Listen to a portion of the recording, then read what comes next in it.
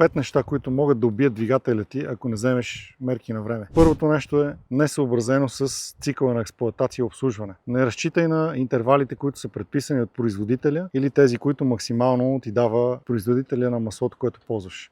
Съобразява интервалите с стила си на шофиране, режимите на експлоатация, градските цикли и късите дистанции. Второто нещо е когато автомобила дава сигнали, но ти не ги разчетеш.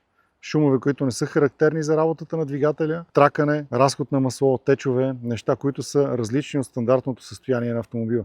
Разбира се, ако той вече не е бил за моргата. Третото нещо – прегряването. Много често автомобилите прегряват не заради лошата поддръжка, а заради проблем, който се е появил неочаквано. Ако неглижираш тези симптоми, много често ремонтите и последствията са сложни и скъпи. Следващото нещо е каране с лошо гориво. Не мога да дам съвети кое е хубавото гориво, но за хората, които карат дизели, съвременните дизели много лесно показват дали горивото е окей. Ако често влиза в регенерации, ако сутрин при запалване двигателя работи неравномерно, ако често имаш проблеми с събиране на сажди, това е признак, че горивото, с което експлоатираш автомобила, не е правилното.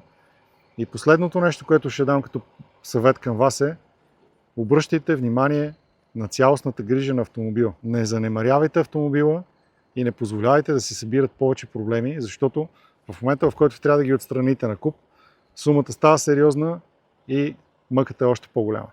За повече полезни съвети, Dibro Service.